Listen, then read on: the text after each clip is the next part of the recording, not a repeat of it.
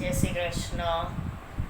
આપણે સાયન્સમાં ચેપ્ટર પહેલું ખોરાક ક્યાંથી મળે છે એ પાઠ આપણે ભણીશું. એની અંદર મુખ્ય મુદ્દાઓ કયા કયા છે? પહેલા તો ખોરાકની વિવિધતા, બીજું છે ખાદ્ય સામગ્રી અને તેના સ્ત્રોત, ખાદ્ય સામગ્રી તરીકે વનસ્પતિના ભાગ અને પ્રાણીજ પેદાશો, ચોથું છે પ્રાણીઓ શું ખાય છે. તો આજે આપણે પહેલા તો ખોરાક વિશે જ આપણે ભણીશું, બરાબર? કે ખોરાકમાં પણ અનેક વિવિધતા હોય છે. આપણી જ વાત કરીએ તો આપણને રોજબરોજ, બરાબર, એકને એક ખોરાક ભાવતો નથી. એટલે કે શાક રોટલી આપણે રોજે ખાતા હોઈએ, દાળ ભાત શાક રોટલી, બરાબર? તો રોજે આપણને કેવું બોરિંગ લાગતું હોય છે, બરાબર? તો આપણા મમ્મી આપણા માટે કંઈક નવું ને નવું, બરાબર, નવી વાનગીઓ બનાવીને આપણને ખવડાવતા હોય છે. તો એ જ પ્રમાણે આપણે ખોરાકની વિવિધતામાં પણ જોઈએ. હવે તો આપણે કોરોનામાં બધું બહારનું ખાવાનું તો બંધ જ છે, એટલે બધા ઘરે સરસ અલગ પ્રકારની વાનગીઓ, બરાબર, બનાવતા શીખી ગયા છે. યુટ્યુબ પર ડાઉનલોડ કરીને, બરાબર, અથવા યુટ્યુબ પર પણ સર્ચ મારીને અનેક નવી વાનગીઓ બનાવતા શીખી ગયા, બરાબર. હમણાં કોરોના લોકડાઉનમાં કેટલાક તો સરસ વિડીયો બનાવીને અપલોડ પણ કર્યા, બરાબર. સરસ અલગ પ્રકારના કેક બનાવીને, બરાબર. હવે તો બિસ્કિટમાંથી પણ કેક આપણે બનાવી શકીએ છીએ. તેવી અલગ વાનગીઓ, બરાબર, બનાવતા શીખી ગયા. અને એ અલગ વાનગીઓ બનાવવાની પણ એક આવડત, બરાબર, એ આપણા મનુષ્યમાં જ હોય છે. પણ એના માટે શું જોઈએ? પહેલા તો ઇન્ટરેસ્ટ, આવડત, બરાબર. જો ઇન્ટરેસ્ટ હશે તો જ આપણે બનાવી શકીશું.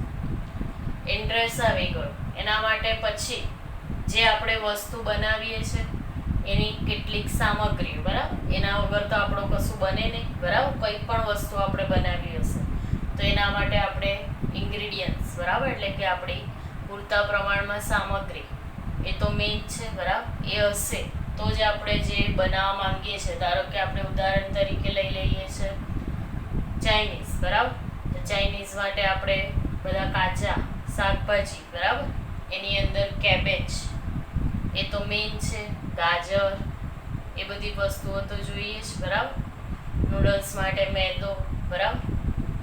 એ બધી વ્યવસ્થિત રીતે આપણે બધું ઇન્ગ્રીડિયન્ટ્સ ભેગું કરીને પછી બનાવીશું ત્યારે જ આપણો ખોરાક, એટલે કે આપણને જે ઈચ્છા હશે એ જ આપણે સારી રીતે બનાવી શકીશું, બરાબર. પૂરતા પ્રમાણમાં ઇન્ગ્રીડિયન્ટ્સ નહીં હોય તો આપણે બનાવી શકતા નથી. તેવો જ એક સરસ મજાનો આજે આપણે પાઠ ભણીશું કે ખોરાક ક્યાંથી મળે છે, બરાબર. આજે મેં તમને શરૂઆતમાં કીધું એનાથી તમને ઇન્ટરેસ્ટ જાગ્યો હશે કે કંઈક આ પાઠમાં આપણને જાણવા જોઈએ. એટલે કે આપણે રોજબરોજ જે નવી ચીજ વસ્તુઓ, બરાબર, સામગ્રીઓ ઘરે હવે તો બનાવતા થઈ જ ગયા છે, એટલે બધા ખ્યાલ આવી જ ગયો હશે, બરાબર, કે આપણા મમ્મી શું વાપરે છે, બરાબર. મંચુરિયન બનાવવા માટે પણ કેબેજની તો જરૂર પડે છે, બરાબર. કેબેજ, મેદો, કોર્નફ્લોર, બરાબર, એ બધું એડ કરીને, આદુ લસણ તો ખરા જ, બરાબર. તો એ બધું આપણને કેવી રીતે આપણે ભેગું કરીએ છીએ અને કેવી રીતે આપણને મળે છે, બરાબર, એના વિશે આપણે જોઈશું, બરાબર, કે ખોરાક ક્યાંથી મળે છે. તેની અંદર પહેલા તો ખોરાકના કેટલા છે? 2 સ્ત્રોત છે. કયા? વનસ્પતિ અને પ્રાણીઓ. વનસ્પતિ ખોરાકનો કેવો છે? મુખ્ય સ્ત્રોત છે. વનસ્પતિ હશે તો જ આપણને ખોરાક પ્રાપ્ત થશે.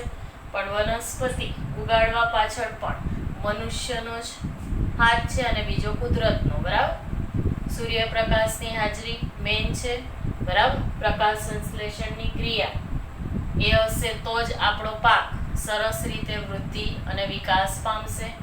બીજું, મનુષ્યમાં ખેડૂતની વાત કરીએ તો ખેડૂતની પણ મહેનત હોય છે, બરાબર, કે કેવી રીતે હાર્વેસ્ટર, હળ, બરાબર, એનો ઉપયોગ કરીને ખેતી કરતા હોય છે, બરાબર. અમુક પ્રાણીઓ, બળદ, બરાબર, એનો ઉપયોગ કરીને પણ એ જમીનને શું કરે છે? ફળદ્રુપ બનાવે છે. ફળદ્રુપ બનાવ્યા પછી વાવણી કરે, વાવણી પછી લણણી, બરાબર, પાકનો ઉછેર, એ બધી ક્રિયાઓ થતી હોય છે, બરાબર, કાપવાની, બરાબર, પછી હાથથી જ ઉખેડી લેવાની, નીંદણ દૂર કરવાની પ્રક્રિયા, એ બધી પ્રક્રિયાઓ કરી પછી એનું શું થાય છે, સંગ્રહ કરવામાં આવે છે. સંગ્રહ કર્યા પછી પણ કોનો સંગ્રહ? પાકનો સંગ્રહ. પાકનો સંગ્રહ કર્યા પછી જ આપણને એ અનાજ આપણા સુધી પહોંચે છે, બરાબર. એટલે કે અનાજ સંગ્રહ કરવા માટે પણ કંઈ ઈઝી વસ્તુ નથી. એની અંદર પણ કેટલી કાળજી રાખવી જોઈએ કે ભેજયુક્ત હવાથી આપણે દૂર રાખવું જોઈએ. ત્યાં બેક્ટેરિયા, સૂક્ષ્મજીવો, નાના નાના જીવડા, બરાબર, એ ત્યાં અનાજમાં ના ઘૂસે એના માટે પણ અમુક દવા, બરાબર, જંતુનાશક દવામાં આપણે હમણાં તો આપણે રેગ્યુલરમાં તો આપણા ઘરમાં પણ અનાજ ભરવામાં આવતું જ હોય છે, બરાબર. તેની અંદર અમુક દિવેલ લગાડતા, અમુક પેલા લીમડા નાખતા હોય છે, બરાબર. એવી રીતની અનેક અનેક ગોળીઓ, બરાબર, એ પણ યુઝ કરીને અનાજનો સંગ્રહ કરતા હોય છે. એનાથી શું થાય છે, અનાજ આપણો એવો ને એવો જ રહે છે. તો એ મેન છે, બરાબર, વનસ્પતિમાં. તો બીજું છે પ્રાણીઓ. તો પ્રાણીઓમાં પણ પ્રાણી જ પેદાશો, બરાબર. હવે પ્રાણીઓમાં પણ જરૂરી નથી કે એ લોકો ખોરાક વનસ્પતિ દ્વારા જ મેળવશે, બરાબર. અમુક પ્રાણીઓ એવા છે જે વનસ્પતિ ખાઈને જીવન ગુજારે છે, એટલે કે વિકાસ અને વૃદ્ધિ પામે છે, પોતાના પોષક તત્વો મેળવે છે. પણ અમુક પ્રાણી એવા છે જે શિકાર કરીને પોતાનો ખોરાક મેળવે છે. તો ખોરાકના મુખ્ય બે સ્ત્રોત વનસ્પતિ અને પ્રાણીઓ. હવે ખોરાક તરીકે અનાજ એટલે કે ધાન્યમાં કયા કયા આવશે? તો કઠોળ, શાકભાજી તથા ફળનો ઉપયોગ, બરાબર. આ બધો આપણે શેમાં ઉપયોગ કરીએ છીએ? તો ખોરાકમાંથી, બરાબર. અને ખોરાક ક્યાંથી મળે છે? તો આપણે વાત કરીએ એ પ્રમાણે, બરાબર, વનસ્પતિમાંથી. પણ એનો ઉછેર પણ, બરાબર, એટલે કે પાક ઉત્પાદનની પદ્ધતિઓમાં પણ એ કોના દ્વારા થતું હોય છે? મનુષ્ય દ્વારા, કુદરત દ્વારા, બરાબર. કુદરતી રીતે ખાતર, બરાબર, ઉત્પન્ન કરે છે, કૃત્રિમ ખાતરનો ઉપયોગ કરે છે. એની અંદર પણ અનેક પદ્ધતિઓ, ફુવારા પદ્ધતિ, ટપક સિંચાઈ પદ્ધતિ, તમે જેમ જેમ ધોરણ 7માં 8માં આવશો તેમ તેમ આ બધું આવી જશે તમને ભણવામાં. એટલે એ વખતે હું તમને બધું સમજાવીશ. પણ હમણાં ખાલી ફક્ત આટલું જ યાદ રાખવાનું છે, બરાબર, કે ખોરાક ક્યાંથી મળે છે, એના મુખ્ય બે સ્ત્રોત છે. અને બીજું અનાજ એટલે કે ધાન્યમાં આપણે લઈએ છીએ કઠોળ, શાકભાજી તથા ફળોનો ઉપયોગ. બધાને ખબર જ છે, બરાબર. ફળો અને કેટલાક શાકભાજી, જેમ કે ઉદાહરણ તરીકે આપણે લઈએ ટામેટા, કાકડી, ગાજર, મૂળા, બીટ, બરાબર. આ બધા આપણે કાચા પણ એટલે કે ખોરાકમાં આપણે લેતા હોઈએ છીએ, બરાબર. કાચી સામગ્રી, બરાબર. અમુક વખતે આપણે વેજીટેબલ સેન્ડવિચ બનાવતા હોય છે, તેની અંદર આપણે ફ્રાય નથી કરતા, એમને એમ જ કટ કરીને એટલે કે ચોપ કરીને જ પછી જ આપણે બ્રેડમાં મૂકતા હોય છે, બરાબર. તેનો પણ ઉપયોગ આપણે શેમાં કરીએ છીએ? ખાવા માટે, બરાબર. એટલે કે રાંધ્યા વિના જ આપણે ખાતા હોઈએ છીએ. ખોરાક તરીકે પ્રાણીજ પેદાશો કયા કયા છે? જેવા કે દૂધ, ઈંડા, માંસ, માછલી, બરાબર. આ બધા શેમાં આવશે? પ્રાણીજ પેદાશોમાં. એટલે કે પ્રાણીમાંથી આપણને એ બધી વસ્તુઓ આપણને પ્રાપ્ત થાય છે. પહેલા તો દૂધ, બરાબર, એ ગાયમાંથી આપણને પ્રાપ્ત થાય છે. ઈંડા તે મરઘીમાંથી. માંસ તો આપણે એ પણ મરઘી, બરાબર, બકરા. માછલી તો માછલીનો ખોરાક પણ ખાવામાં થતો હોય છે, બરાબર. એટલે કે અમુક મનુષ્ય એનો ઉપયોગ ખોરાક તરીકે કરતા હોય છે. ખોરાકમાં મીઠું તથા પાણીનો ઉપયોગ એ પણ થાય છે, પણ એ શેમાં ગણાશે? વનસ્પતિ પેદાશમાં પણ નહીં ગણાય અને પ્રાણીજ પેદાશમાં પણ નહીં ગણાય, બરાબર. કયું? પહેલા તો મીઠું અને પાણી, બરાબર. એ બંનેનો સમાવેશ વનસ્પતિમાં પણ નથી થતો અને પ્રાણીમાં પણ નથી થતો. એટલે એ આખું અલગ છે, બરાબર. એટલે કે વનસ્પતિ પેદાશ પણ નથી અને પ્રાણીજ પેદાશ પણ નથી. પરંતુ આપણે એનો ઉપયોગ ખોરાકમાં તો કરીએ જ છે, બરાબર. પાણીની વાત કરીએ તો પાણી આપણને ક્યાંથી પ્રાપ્ત થાય છે? તો નદી, બરાબર, કૂવામાંથી. આપણે જે બધા સ્ત્રોત ભણી ગયા છે, બરાબર, કે નદી, તળાવ, ડેમ, બરાબર, એ બધી જગ્યાએથી આપણને પ્રાપ્ત થાય છે પાણી. બીજું મીઠું, તો મીઠું દરિયાઈ, બરાબર, દરિયાઈ સમુદ્રમાંથી આપણને પ્રાપ્ત થાય છે. એટલે એનો સમાવેશ વનસ્પતિ પેદાશ અને પ્રાણીજ પેદાશમાં થતો નથી, બરાબર. ફરી એકવાર કહું, મીઠું આપણને દરિયામાંથી પ્રાપ્ત થાય છે, પાણી આપણને નદીમાંથી આપણને પ્રાપ્ત થાય છે, બરાબર. નદી, સરોવર, ડેમ, બરાબર, એ બધા કોના સ્ત્રોત છે? તો પાણીના મુખ્ય સ્ત્રોત છે, જ્યાંથી આપણને પાણી મળે છે, પણ કેવું? પીવા લાયક. એટલે આપણે મેઇન પહેલા તો યાદ રાખવાનું, ખોરાકના મુખ્ય બે સ્ત્રોત વનસ્પતિ અને પ્રાણીઓ. હવે વનસ્પતિમાં આવી જશે અનાજમાં કઠોળ, શાકભાજી તથા ફળોનો ઉપયોગ. ફળો અને કેટલાક શાકભાજી, એની અંદર પણ ઉદાહરણ આપણે મૂળે જ યાદ રહી જાય, બરાબર, જે આપણે કાચા રાંધ્યા વિના જ આપણે ખાતા હોઈએ છીએ અને આપણા શરીર માટે ભરપૂર પ્રમાણમાં, બરાબર, પોષણ મળી રહે એવા આપણા છે ટામેટા, કાકડી, ગાજર, મૂળ, બીટ, બરાબર. આ બધા શું છે? કાચા શાકભાજી, બરાબર, વેજીટેબલ્સ. એ આપણા લોહ તત્વને ભરપૂર પ્રમાણમાં પૂરું પાડે છે, પણ શું? પોષણ, બરાબર, એટલે કે હિમોગ્લોબિનનું પ્રમાણ વધારે છે, બરાબર. જેના શરીરમાં હિમોગ્લોબિન ઓછું હોય તેને ડૉક્ટર કહેતા હોય છે કે આ બધા રાંધ્યા વિનાના, બરાબર, કાચા જ શાકભાજીઓ આપણે ખાવા જોઈએ. તેના માટે પણ ઉપયોગી છે. ખોરાક તરીકે પ્રાણીજ પેદાશો, એટલે કે આપણને પ્રાણીમાંથી પ્રાપ્ત થાય છે ખાવા લાયક, તો દૂધ, ઈંડા, માંસ, માછલી, બરાબર, એનો પણ ઉપયોગ કરે છે. ખોરાકમાં મીઠું તથા પાણી, તો મીઠું આપણને દરિયામાંથી પ્રાપ્ત થાય છે અને પાણી આપણને નદી, સરોવર, ડેમ, બરાબર, એ બધી જગ્યામાંથી આપણને પાણી પ્રાપ્ત થાય છે અને મીઠું આપણને દરિયાઈ સમુદ્રમાંથી પ્રાપ્ત થતું હોય છે. પણ એ બે મીઠું અને પાણીનો ઉપયોગ વનસ્પતિ પેદાશ અને પ્રાણીજ પેદાશમાં થતો નથી. ક્લિયર? આગળનું આપણે જોઈએ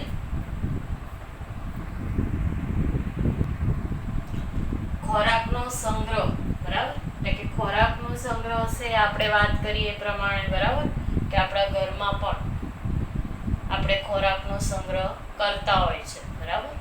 તેની અંદર આપણે લીમડાના પાન, પારાની ગોળીઓ નાખીને આપણે આખા વર્ષનો ધાન્યનો સંગ્રહ કરતા હોય છે.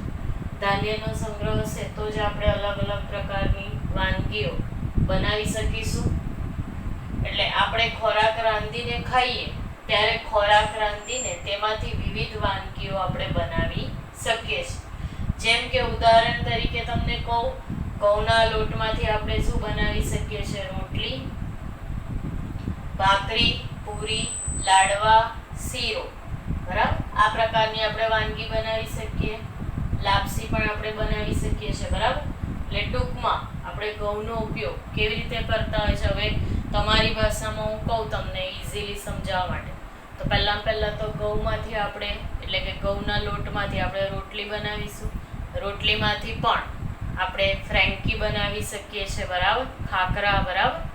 અમુક લોકો તીખી રોટલી, બરાબર, એવી રીતે ખાવામાં પણ ઉપયોગ કરતા હોય છે. એટલે અનેક પ્રકાર. હવે રોટલીમાંથી પણ પીઝા, બરાબર, એટલે કે જાડી રોટલી વણીને એમાંથી પણ પીઝા આપણે ઇઝીલી બની શકતા જ હોય છે. બીજું મેદાનો ઉપયોગ પણ, હવે તો ઘરે પણ બધા રોટલા બનાવતા થઈ ગયા, બરાબર, ઘરે જ પીઝા બનાવવાનું, બહારનું આપણે ખાવાનું નથી. એટલે જ આ બધો પાર્ટ આપણે એના માટે જ ભણી રહ્યા છે, બરાબર. ખોરાક ક્યાંથી પ્રાપ્ત થાય છે અને એની વિવિધતા, બરાબર. વાનગી બનાવવા માટે પણ 2 કે તેથી વધુ ખાદ્ય સામગ્રી જરૂર જ પડતી હોય છે. જેમ કે આપણે ભાત બનાવવો હોય તેની અંદર ચોખા અને પાણી એમ બંનેનો ઉપયોગ આપણે કરીએ છીએ, ત્યારે જ આપણો ભાત એટલે આપણે રાંધી શકીશું. એ જ પ્રમાણે મિશ્ર શાકમાં આપણે વિવિધ શાકભાજી, એટલે કે મિશ્ર આપણે કે મિક્સ શાક બનાવવું હશે તેની અંદર તેલ, ઘી, મસાલા બરાબર બધું જ જોઈશે પૂરતા પ્રમાણમાં. અલગ અલગ પ્રકારની શાકભાજી, બટાકું, ટામેટું બરાબર એ બધા જ આપણે વેજીટેબલ્સ આપણે લઈશું. હળદર, ધણા જીરું, હિંગ, મરચું, રાઈ, મેથી બરાબર બધાનો ઉપયોગ આપણે કરીએ જ છે. સાથે સાથે મીઠું, પાણી એમ ઘણી ખાદ્ય સામગ્રી આપણે ઉપયોગમાં લઈએ છે. એટલે આપણે દરરોજ એક જ પ્રકારનો ખોરાક ખાતા નથી. ખોરાકમાં કેવું આપણે જોઈએ છે અલગ અલગ પ્રકારની વિવિધતા જોવા મળે છે. હવે એની અંદર તમારા ચોપડીમાં પ્રવૃત્તિ 1 આપેલી છે બરાબર કે રોજે એટલે કે રોજબરોજ નો આખો આપણે ડાયાગ્રામ રેડી કરવાનું છે. એની અંદર મિત્ર, વિદ્યાર્થીનું નામ અને દિવસ દરમિયાન ખાધેલી વાનગીઓ તેવી રીતે અલગ અલગ રાજ્યની આપણે લેવાની છે અથવા તમારે આજુબાજુ બરાબર તમારા ફ્રેન્ડ્સ એની મદદથી પણ તમે આ કરી શકો છો બરાબર. બધા કઈ ગુજરાતી હોતા નથી બરાબર, અમુક પંજાબી હોય છે, અમુક સાઉથ ઇન્ડિયન હોય છે બરાબર છે, અમુક મહારાષ્ટ્રીયન હોય છે. તો એ લોકોની વાનગીઓ બધી અલગ અલગ આવશે એટલે કે આપણને એની અંદર વિવિધતા જોવા મળશે. તો એવી જ એક પ્રવૃત્તિ તેના 2 ઉદાહરણ મેં લખેલા છે. તમારે બીજા ઉદાહરણ ઘરેથી લખી લાવવાના છે બરાબર. એ હોમવર્ક છે આજનું. પ્રવૃત્તિ 1 આપણે કરી નાખવાની છે. પણ જ્યારે હું તમારી પાસેથી નોટો મંગાવીશ ત્યારે તમારે આપવાની છે, હું ચેક કરી લઈશ બરાબર હોમવર્ક. તેની અંદર વિદ્યાર્થીનું નામ, તો વિદ્યાર્થીનું નામ આપણે લઈએ છીએ રામકૃષ્ણ. હવે રામકૃષ્ણ એનું રાજ્ય કયું છે તો તમિલનાડુ. તો તમિલનાડુ છે તો દિવસ દરમિયાન એ ખાધેલી વાનગી તેને શું ખોરાકમાં લીધું હશે તો ઇડલી, ઢોસા, સંભાર, ભાત, રસમ અને દહીં. આ એનું શું છે દિવસ દરમિયાનનો ખાધેલો ખોરાક છે એટલે એનું મેનુ છે બરાબર આખા દિવસનું. પણ એનું રાજ્ય કયું છે તમિલનાડુ એટલે રાજ્ય લખવાનું ભૂલવાનું નથી. સુખવિન્દર સિંહ, તો સુખવિન્દર સિંહ એ કેવો છે પંજાબી.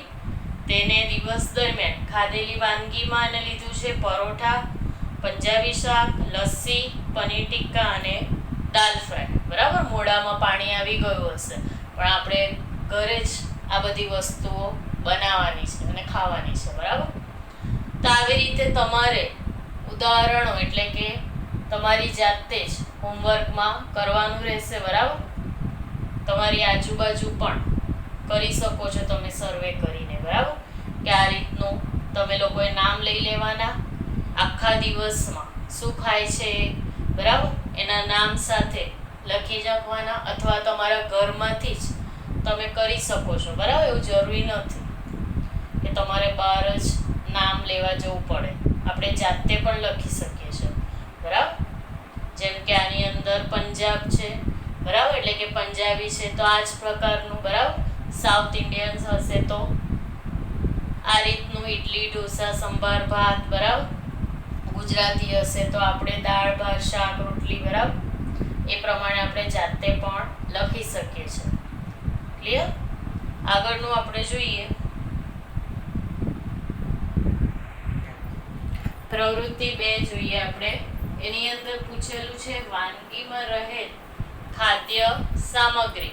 તો આપણે એ લખવાની છે પહેલા તો વાનગીઓ અને બીજું કોલમ બનાવવાનું છે ખાદ્ય સામગ્રી. તો વાનગીમાં પહેલા આપણે લઈએ છીએ રોટલી એટલે કે ચપાતી. તેની અંદર આપણે ખાદ્ય સામગ્રીમાં કઈ વસ્તુઓ લઈશું તો ઘઉંનો લોટ અને પાણી. ટૂંકમાં ઘઉંનો લોટ અને પાણીના ઉપયોગથી આપણે રોટલી એટલે કે ચપાતી બનાવી શકીએ છીએ. દાળ, તો દાળની અંદર પણ સેમ કઠોળ, પાણી, મીઠું, તેલ અથવા ઘી અને મસાલા એના તો ઉપયોગ આપણે કરીએ જ છે. ભાત, તો ભાતની અંદર પણ ચોખા અને પાણીના ઉપયોગ વગર આપણે બનાવી નથી શકતા એટલે ચોખા અને પાણી એ 2 વસ્તુ એની ખાદ્ય સામગ્રી ગણાશે. શાક, તો શાકમાં પણ શાકભાજી, તેલ, ઘી, મસાલા, મીઠું અને પાણી. ખીર, તો ખીરમાં ખાદ્ય સામગ્રી કઈ આવશે દૂધ, ચોખા, ખાંડ. સલાડ, તો ટામેટા, કાકડી, ગાજર, કોબીજ, ડુંગળી. આના બદલે આપણે બીજી પણ એક વસ્તુ આપણે યુઝ કરી શકીએ છીએ, એટલે કે ધારો કે આપણે ઈડલી બનાવી છે, તેની અંદર ચોખા, અડદ દાળ, મીઠું અને પાણી, એવી રીતે ખાદ્ય સામગ્રી પણ આપણે એડ કરી શકીએ છીએ. બરાબર. તમારી ઈચ્છાથી આપણે બધી પ્રોડક્ટ એટલે કે વાનગીઓ લઈને એની ખાદ્ય સામગ્રીનો કોષ્ટક આપણે સરસ રીતે કરી શકીએ. એમાં તો બધાને ઇન્ટરેસ્ટ છે જ. બરાબર. અને બધું યાદ પણ હશે કે કઈ કઈ વસ્તુ, મારા કરતાં પણ વધારે તમને ખબર હશે કે કઈ કઈ પ્રોડક્ટ યુઝ થતી હોય છે વસ્તુ બનાવવા માટે. બરાબર. એટલે એ તો તમે ઇન્ટરેસ્ટથી કરશો. બરાબર. એટલે પ્રવૃત્તિ 2 પણ એક હું હોમવર્કમાં આપું છું. બરાબર. થશે જ. પ્રવૃત્તિ 1 અને પ્રવૃત્તિ 2 બહુ કંઈ હાર્ડ નથી. બરાબર. પ્રવૃત્તિ 2 માં આ રીતે તમારે કરી નાખવાનું. હોમવર્કના ચોપડામાં જે કાંઈ હોમવર્ક આપો એ હોમવર્કના ચોપડા, એટલે કે તમે જે પરચુરણ ચોપડો બનાવ્યો છે એની અંદર કરવાનું છે. પ્રશ્નો જવાબ ને જે કંઈ આપણે લખીએ છીએ થિયરી એ હું તમને મોકલાવીશ. એ પ્રમાણે લખવાનું છે. બરાબર. સરસ અક્ષરે પાઠનું નામ હેડિંગ મારીને. તો આ હતી આપણી પ્રવૃત્તિ 2. પ્રવૃત્તિ 3 એની અંદર પૂછેલું છે કે વાનગીમાં વપરાતી ખાદ્ય સામગ્રી અને તેના સ્ત્રોત. હવે ખાદ્ય સામગ્રી તો લખવાની જ છે, પણ સાથે સાથે સ્ત્રોત એટલે કે કેવી રીતે આપણને પ્રાપ્ત થાય છે, એટલે કે કોના મદદથી. બરાબર. ધારો કે આપણે લઈએ છીએ ઈડલી, તો ઈડલીની ખાદ્ય સામગ્રી ચોખા, અડદ દાળ, મીઠું, પાણી. તો હવે ચોખાનો સ્ત્રોત કયો ગણાશે? વનસ્પતિ. એટલે કે વનસ્પતિમાંથી જ ચોખા આપણને પ્રાપ્ત થાય છે. એ જ પ્રમાણે અડદ દાળ, તેનો પણ સ્ત્રોત કયો ગણાશે? વનસ્પતિ. મીઠું, તો મીઠું આપણને પહેલા તો પૃથ્વીથી જ મળશે. બરાબર. અને પછી એ સમુદ્રમાંથી, દરિયામાંથી આપણને પ્રાપ્ત થતું હોય છે. પાણી, તો પાણીમાં પણ સેમ, પૃથ્વી એ કયો ગણાશે એનો સ્ત્રોત? બરાબર. ખીરની વાત કરીએ તેની અંદર ખાદ્ય સામગ્રી દૂધ, ચોખા, ખાંડ. તો ખીરમાં પહેલા દૂધ લે, તો દૂધનું સ્ત્રોત એટલે કે પ્રાણીમાંથી જ આપણને દૂધ પ્રાપ્ત થશે. ચોખા, તેની અંદર સ્ત્રોત વનસ્પતિ. ખાંડ, તેની અંદર વનસ્પતિ. બરાબર. એટલે આ રીતે આનું પણ પ્રવૃત્તિ 3 માં પણ આપણે લઈ શકીએ છીએ. બરાબર. આના બદલે આપણે બીજું પણ લઈ શકીએ છીએ. ધારો કે આપણે લઈએ છીએ રોટલી, તો રોટલીમાં પહેલા ઘઉં, તો ઘઉંમાં પણ શું આવશે? વનસ્પતિ.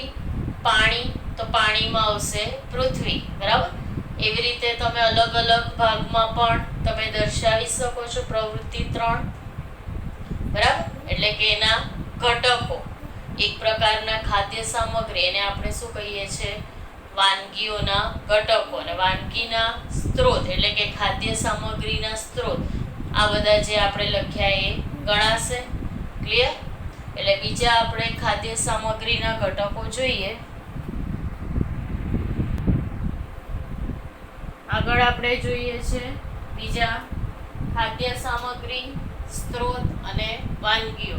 પહેલા તો વાનગીમાં આપણે લઈએ છીએ ચિકન કરી. તો ચિકન કરીમાં ખાદ્ય સામગ્રી કઈ આવશે? મરઘી, મસાલા, તેલ અથવા ઘી, પાણી. એનો સ્ત્રોત એટલે કે મરઘીનો સ્ત્રોત શેમાંથી આપણને પ્રાપ્ત થાય છે? મરઘી તો પ્રાણીમાંથી. મસાલા, તો મસાલા એ વનસ્પતિમાંથી પ્રાપ્ત થાય છે. તેલ અથવા ઘી એ પણ વનસ્પતિ અને પ્રાણીમાંથી. પાણી, તો પાણી પણ પૃથ્વી, તો પૃથ્વી એ શું ગણાશે? પાણીનો સ્ત્રોત છે. ખીચડી, તો ખીચડીમાં આપણી ખાદ્ય સામગ્રીમાં આવશે ચોખા, તો ચોખાનો એટલે કે એક શેમાંથી પ્રાપ્ત થાય છે? તો વનસ્પતિમાંથી. મગ કે તુવેરની દાળ, તો એ શેમાંથી પ્રાપ્ત થાય છે? વનસ્પતિમાંથી. મીઠું અને પાણી, એ પણ સ્ત્રોત કયો ગણાશે? પૃથ્વી. પૂરી, તો પૂરીમાં પણ ઘઉંનો લોટ, તો ઘઉંનો લોટ શેમાંથી પ્રાપ્ત થાય છે? તો વનસ્પતિ, એટલે કે ઘઉં આપણને વનસ્પતિમાંથી મળી રહે છે. તેલ, તો તેલ પણ વનસ્પતિમાંથી. અને મીઠું, પાણી, એ બંને આપણને પૃથ્વી પરથી મળી રહે છે. તો આ હતી આપણી પ્રવૃત્તિ 3. વાનગીમાં વપરાતી ખાદ્ય સામગ્રી અને તેના સ્ત્રોત. એટલે આના પરથી આપણે તારણ શું કાઢી શકીએ કે વનસ્પતિ અને પ્રાણી બંનેમાંથી આપણને શું મળી રહે છે? વાનગી મળી રહે છે. એટલે કે વાનગી આપણે એટલે કે વનસ્પતિ અને પ્રાણીઓમાંથી આપણને પ્રાપ્ત થાય છે. એટલે બંનેનો ઉપયોગ આની અંદર થયેલો છે. બરાબર છે. પ્રવૃત્તિ 4 જોઈએ.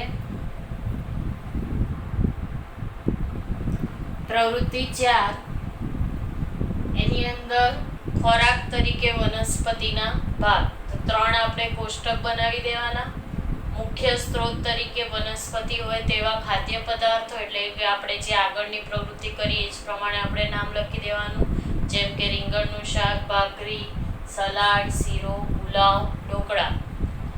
ખાદ્ય સામગ્રી જે આપણે આગળની પ્રવૃત્તિમાં કરીએ જ પ્રમાણે. ખાલી આની અંદર એક ત્રીજું કોષ્ટક થોડુંક અલગ છે. એની અંદર આપણે બતાવવાનું છે વનસ્પતિના જે ભાગમાંથી સામગ્રી મળતી હોય તે ભાગ આપણે દર્શાવવાનો છે. બરાબર. એની અંદર આપણે આગળની પ્રવૃત્તિમાં શું જોયું? એનો સ્ત્રોત જોયો. એટલે આપણને એમાંથી આપણને પ્રાપ્ત થાય છે. હવે આ પ્રવૃત્તિમાં ત્રીજું કોષ્ટકમાં શું દર્શાવેલું છે કે કયા જગ્યા એટલે કે કઈ જગ્યા એટલે કે વનસ્પતિનો પર્ટિક્યુલર જે ભાગ હોય છે એ આપણે દર્શાવવાનો છે. તો પહેલા તો રીંગણનું શાક લઈએ. તો ખાદ્ય સામગ્રી તો બધાને ખબર જ છે.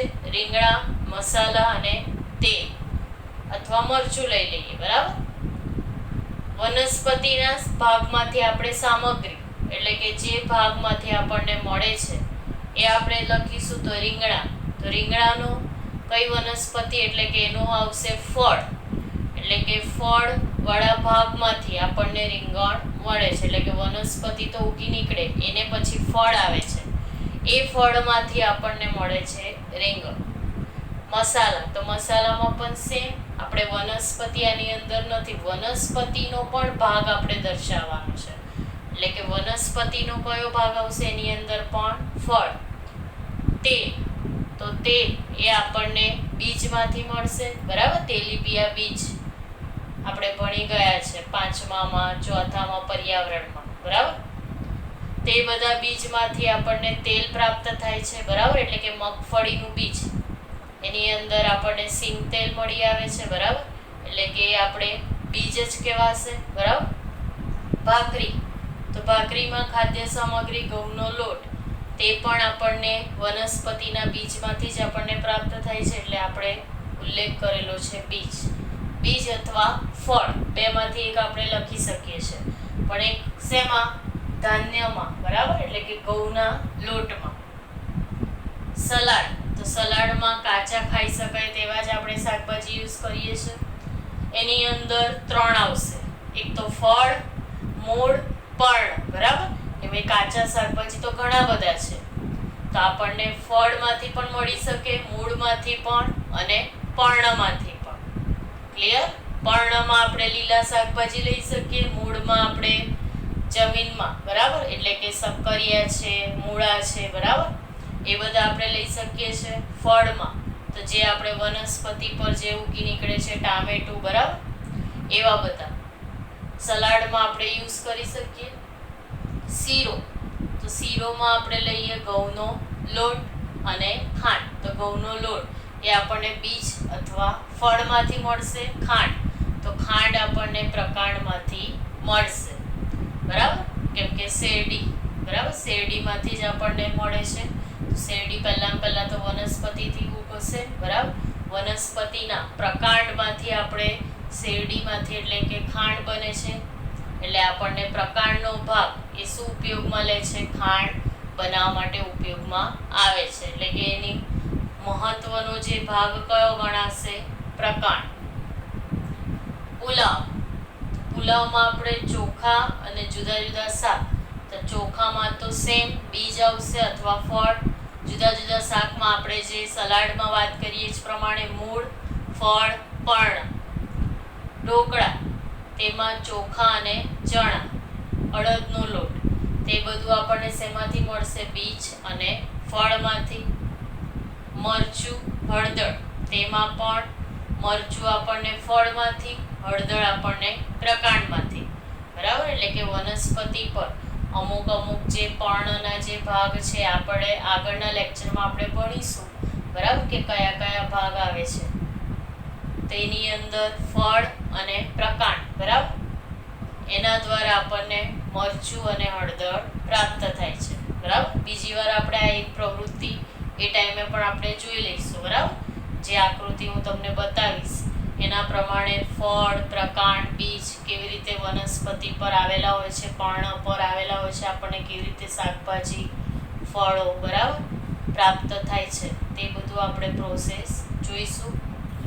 એટલે આપણે પ્રવૃત્તિ 4 સુધી આજે આપણે જોયું. તો પ્રવૃત્તિ 1, 2, 3, 4 4 પ્રવૃત્તિ તમને હોમવર્કમાં આપું છું. એકદમ ઇઝીલી છે, બરાબર, કંઈ બહુ અઘરી નથી, એટલે થઈ શકશે. બરાબર, તો 4 પ્રવૃત્તિ તમારે કરી લાવવાની છે હોમવર્કના ચોપડામાં. બરાબર છે. ફરી એકવાર જોઈ લઈએ. ખોરાક તરીકે વનસ્પતિના ભાગમાં આપણે 3 કોષ્ટક બનાવી દીધા હતા. મુખ્ય સ્ત્રોત તરીકે વનસ્પતિ હોય તેવા ખાદ્ય પદાર્થો, સામગ્રીના ઘટકો એટલે કે એના સ્ત્રોત, વનસ્પતિના જે ભાગમાંથી આપણને સામગ્રી મળી આવે છે તે ભાગ આપણે દર્શાવવાનો છે. તેની અંદર આપણે બધા ભાગ દર્શાવી દીધા. રીંગણનું શાક, તેની અંદર રીંગણા, ફળ, ફળમાંથી પ્રાપ્ત થાય છે, મસાલા ફળમાંથી, તેલ બીજમાંથી, ભાખરીમાં ઘઉંનો લોટ, ભાગમાં આવશે બીજ અથવા ફળ, સલાડમાં કાચા ખાઈ શકાય તેવા શાકભાજીમાં આપણે લીધું હતું ફળ, મૂળ, પર્ણ, શીરો. તો શીરામાં આપણે ઘઉંનો લોટ અને ખાંડ. તો ઘઉંના લોટમાં આવશે બીજ, ફળ, ખાંડમાં આવશે પ્રકાંડ. પુલાવ, તો પુલાવમાં આવશે ચોખા, જુદા જુદા શાક, ચોખામાંથી બીજ એટલે કે ફળ પ્રાપ્ત થાય, જુદા જુદા શાકમાં મૂળ, પર્ણ, ફળ. ઢોકળા, તો ઢોકળામાં પણ ચોખા, ચણા, અડદનો લોટ એ બધું શેમાંથી પ્રાપ્ત થાય છે? તો બીજ, ફળમાંથી. મરચું, હળદર, તો મરચું ફળમાંથી, હળદર પ્રકાંડ, એટલે કે બંનેમાંથી આપણે એક પણ લખ્યું હશે ને તો એ તમને હું સાચું આપીશ. મરચું, હળદર લખીને પછી તમે એકલું ફળ લખ્યું હશે તો પણ તમારો જવાબ સાચો ગણાશે, અથવા પ્રકાંડ લખ્યું હશે તો પણ સાચો જવાબ ગણાશે. બરાબર, એટલે આટલું તમને આજે હું હોમવર્કમાં આપ્યું છે, એ કરી નાખજો. નેક્સ્ટ પીરિયડમાં જ્યારે મળીશું ત્યારે આપણે આગળનું ખોરાક ક્યાંથી મળે છે, બરાબર, આજે આપણે ખોરાક વિશે આપણે સમજ્યા, ખોરાકની વિવિધતા જોઈ. બરાબર, આગળનું આપણે નેક્સ્ટ પીરિયડમાં જોઈશું. જય શ્રી કૃષ્ણ.